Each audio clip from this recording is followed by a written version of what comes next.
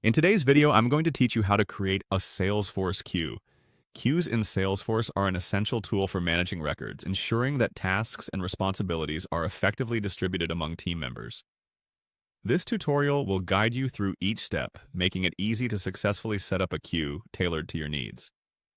To get started, you'll want to navigate over to your Salesforce homepage. Once there, locate and click on the quick settings at the top right corner of your screen. This will allow you to access various customization options for Salesforce, essential for our next steps. From the Quick Settings menu, you'll need to open the Advanced Setup. This option offers a wide range of administrative features, which we'll be using to configure our queue. In the Advanced Setup area, there's a search bar. Here, simply type in Queues to find the option you need. When you see Queues pop up, click on it to begin the setup process. With the Queues interface now in view, you will see the option to create a new queue. Click on the New button, which will take you to the form where you can begin filling out your queue details. The first thing you'll need to do is type in your queue's label and name. The label is typically what you and your colleagues will see when referencing the queue, so make it descriptive and easily identifiable. Now, it's important to focus on supported objects. Supported objects are essentially the record types that this queue can manage. This feature ensures that your queue is only used for the types of records that are relevant to your team's workflow.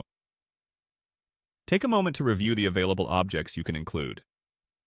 Select those that fit the scope of the queue you're creating, and then click Add to associate them with your queue.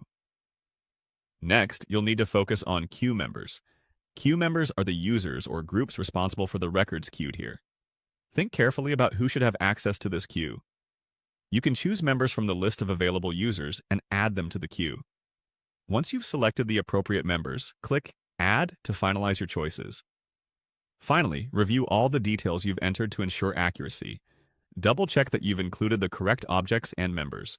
When you're satisfied, scroll down and click on Save. This will complete the process of creating your Salesforce queue. Congratulations! You've successfully created a queue in Salesforce. Now, records can be efficiently managed and distributed to those in the queue, promoting collaboration and efficiency within your team. Thank you for watching, and I hope this tutorial helped make the process straightforward and clear. Feel free to revisit this guide anytime you need a refresher.